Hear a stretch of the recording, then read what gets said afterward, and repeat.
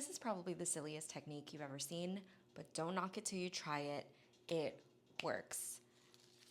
This is my accountability chain. Hello. This is how it works.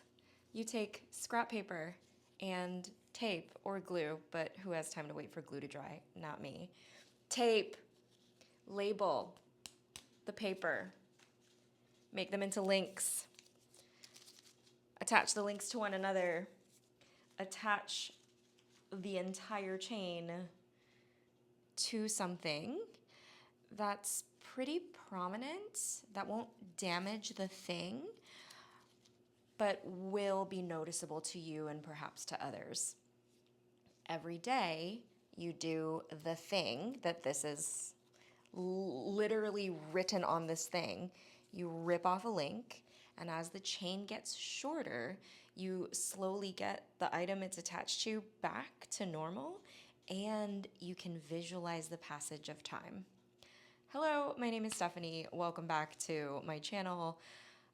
I don't have a topic or field that I typically cover because I'm just figuring out YouTube. I could just say that. Hi, I'm Stephanie and I'm figuring out YouTube. Today's video is a little experiment where I talk about this real life thing that's really changed the way I do practices. I have my other kind of daily tracker right here on my desk, and you're probably familiar with this kind of visual habit tracker where it's boxes on a grid. It's kind of like a star chart or a chore chart if you're familiar with those. It also kind of looks like a calendar, and you can see the days laid out, and that's the visual. For me, however, because calendars, I've learned to disregard certain days on the calendar. For example, holidays, weekends. I check my calendar just in case there's any unforeseen things or outside the pattern things that I want to keep top of mind. But by and large, Friday hits and I'm brain off, no longer checking my calendar, which is a challenge if I want to do something daily. Now, the calendar is also one of those things that when my workday is over, I don't check it. And another thing about calendars is like, as kind of annoying and unreliable as I am about to reveal myself to be, I will ignore some things on my calendar. Maybe you've heard of time blocking. I tried that, and I'll see something on my calendar that I know is optional and I don't feel like doing, and I'll just delete that calendar block. Like, oh, I'm supposed to take a walk at lunch for 20 minutes. I'll just not. I won't even substitute it with anything. I'll just be like, oh, I don't feel like that. Boom, delete, and then I don't feel bad about it because there's no residue. This, however, I notice this. I want to rip this chain off. And so I do. A couple of variations, just in case you are the type of person, kind of like me, that would also blow past like the typical level of, not typical, the normative, the normalized level accountability strategies.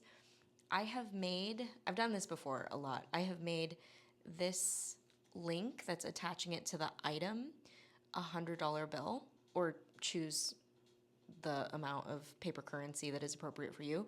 I use blue painter's tape so that it peels off cleanly. I don't have to worry about damaging the paper money.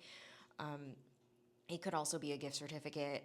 It could also be, I don't know. I trust you to be creative. Drop in the comments if you can think of something besides like $100 bill or something to make the last link of the chain.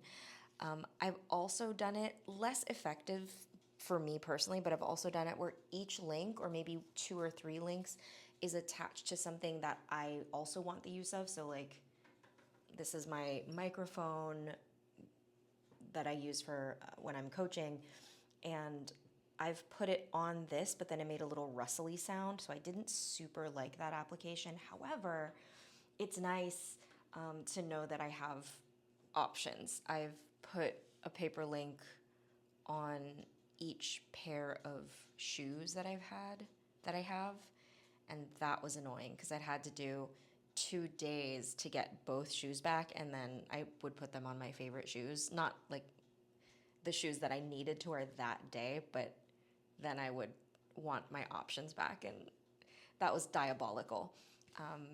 Where does this come from? My mom is a preschool teacher, or soon to be was a preschool teacher. She's retiring at the end of this month. Congratulations, Mom, you did it. A whole career. I am deciding not to have children, biological children, and my mom has been teaching preschool since before I was born. So her preschool students have had their own kids and brought their kids to meet my mom. So she's got kind of like educational grandkids at this point, and those kids have entered her preschool classroom. So there's generations of my mom's preschool students. I think that's really beautiful. This is a classroom technique that she would use to teach preschoolers. She teaches 4-year-olds how to visualize or conceptualize time, because they're still working on one-to-one correspondence, and one sleep, like one day, is a pretty long cycle. There's a lot of events that happen. 4-year-olds are still taking naps at the preschool that my mom works at, so there's not the kind of adult concept of time. They are learning that. So this helps them see, oh, a week is more than a day, because a week is this long versus a day is just represented by one of these links. So I find that when I recommend these kinds of very tactile as well as visual, like kind of craft-based accountability structures, literal structures, not a strategy that's digital, but an actual manipulable, is that a word? Touchable, you get it, thing, it creates a different kind of engagement, a physical engagement. And when the task is otherwise invisible or not touchable, such as a meditation practice that might use, just like if you're sitting on a chair, that's also used for other things. You don't have a dedicated meditation chair. Not all of us have that luxury. Or something on your computer, so some daily habit that you want to establish that occurs in digital space. As soon as you close your laptop or shut down your computer, it seems to go away. So there's no like physical residue that tells you something really happened.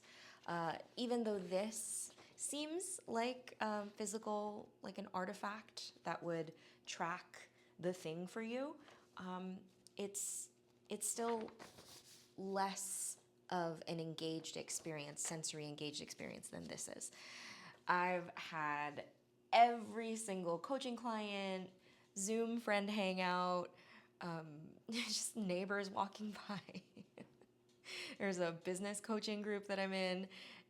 Ask me, what the hell is on your headphones?